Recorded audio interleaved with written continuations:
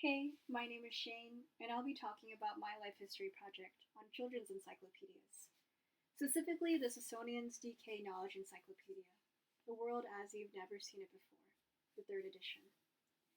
For my research, I'll be discussing some highlights of the life history project, on the general process that goes into making these encyclopedias, the institutions involved, the workers, the elaborate work that goes into paper and printing, and the globalization of information and knowledge that these encyclopedias represent.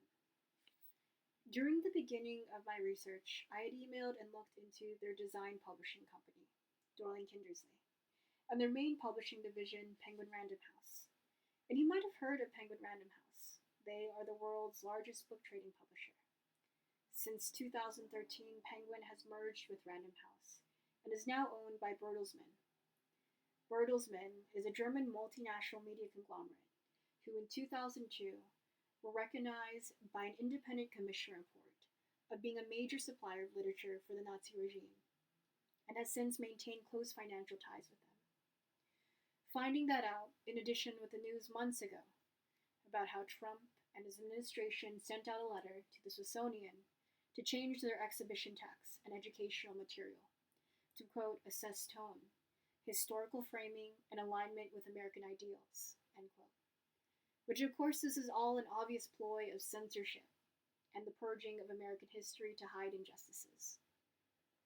And this is all to fit a narrative that rebrands itself and attempts to shift public opinion and reframe knowledge. As the documentary New Corporation discusses, despite them actively being responsible for harming society, corporations are reinventing themselves as our saviors. It shows the extent of the kind of hegemonic influences and power that is extremely dangerous.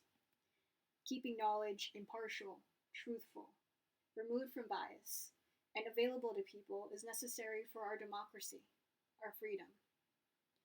Researching this and the encyclopedia's connections to the Smithsonian regarding partnership research and the Bertelsmann's publishing control over Penguin books made me reevaluate how I see knowledge. Knowledge is a construct, outside of the researchers and instructors who have the expertise to help form our understanding of things. Our access and constructions of knowledge are also largely shaped by hegemonic powers and influences who control so much of what we consume. The Smithsonian Institution serves as a globalized space for cultural preservation and understanding. It shapes the books we read, influences the way we frame perspectives around history and information, and influences our understanding of the world. In times such as these, where truth is increasingly blurred, our critical thinking, our willingness to challenge hegemonic influences, and our ability to assess biases are going to be incredibly vital. In the process of doing the research around the manufacturing and production of the encyclopedia, I found that the third edition copy I have has no specific address listed outside the publishing location in the US. We as consumers are only told that the workers responsible for the book printing and binding are located in some vague location in India.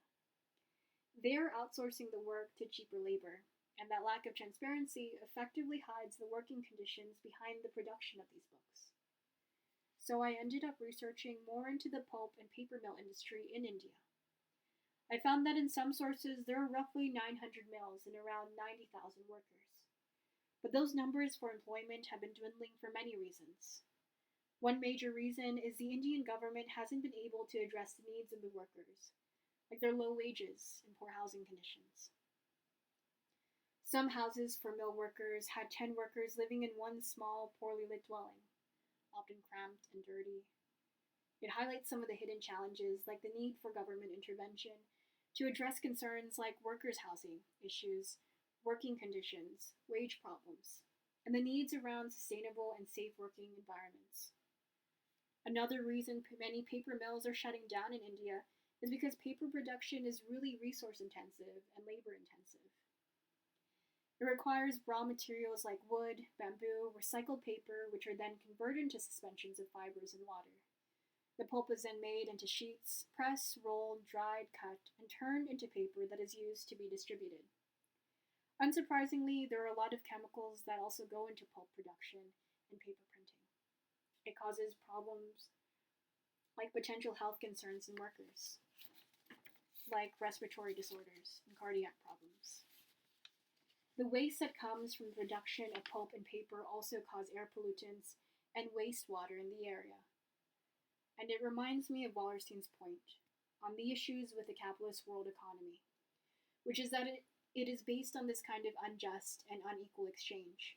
It sucks resources dry, destroys lands, people's livelihoods, pushes the limits and extents of consumerism until it benefits no one at the end.